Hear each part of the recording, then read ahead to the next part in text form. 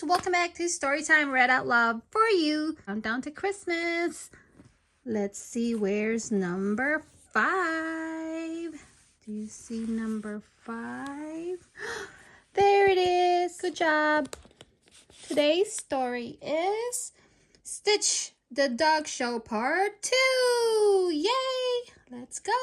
Disney Stitch the Dog Show Part 2. Let's get started. The dog show was in full swing.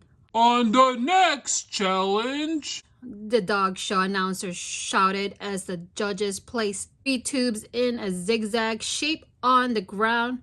In order to complete this event, each dog must run through the 3 tubes to get to the other sides of the course. Lilo and Stitch were up first again. I know you can do this, Stitch, Lilo said. Just try not to eat anything.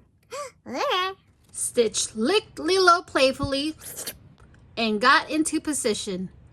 Ready, set, go! The man with the microphone yelled. Like a bullet, Stitch shot off from the starting line and ran toward the first.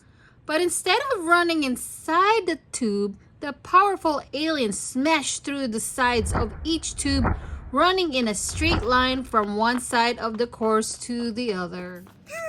Oh, Stitch. Stitch crossed the finish line and looked back at the judges proudly. Then he saw Lilo holding her head. He knew he must have done something wrong. It's okay. Come here, boy, Lilo called to Stitch. When Stitch reached her, Lilo said, I don't think they're going to give us any points for that one, but we still have one left. Stitch watched sadly as Cashmere easily navigated the extra tubes. She and Myrtle had so many points, there was no way for Lilo and Stitch to win now. Good girl, Cashmere. The last challenge was to cross a balance beam. They don't have an extra balance beam, so you'll have to go last, Myrtle told Lilo. Lilo wanted to say something mean back to Myrtle, but she took a deep breath instead. Good luck, Cashmere, she said. Through gifted teeth, Lilo watched as Cashmere crossed the balance beam. She was perfect. One of the judges even said she'd never seen a dog with more poise. Lilo and Stitch waited for every other dog to cross the beam. Finally, it was Stitch's turn. Okay, Stitch. Run as fast as you can, Lilo said. Stitch nodded and raced toward the beam. One quick hop, he was ready halfway across the thin platform. He turned back to smile at Lilo. But as he did, he tripped on the beam. Stitch scratched at the side of the beam. Most dogs would have fallen off the side, but Stitch was no dog. He used his alien arms to keep crawling along the bottom of the beam instead. The crowd gasped as Stitch dismounted on the other side. I think we better go, Lilo said quickly. Lilo ran to Nanny and asked her to take them home. Don't you want to stay for the results? Nanny asked. Lilo shook her head. No, I think we all know who's going to win. She watched as one of the judges rushed to shake Myrtle's hand.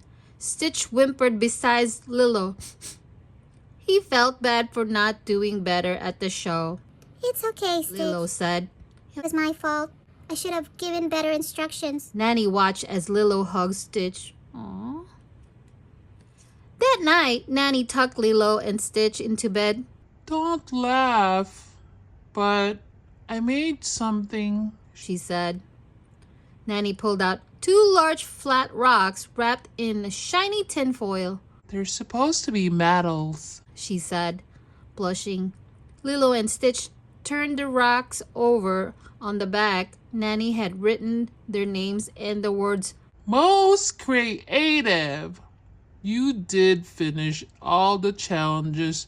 You just did them in your own way. Thank you, Nanny, Lilo said, giving her sister a hug. Yes, thank you, Nanny, Stitch said, joining the hug. He may not have won the dog show, but he had something even better. a family that love him no matter what. Yeah. The end. If you guys like this video, give it a like and subscribe. And don't forget to check out my other videos and playlists. See you tomorrow for day 6 of this Advent calendar. Bye. Thanks for watching.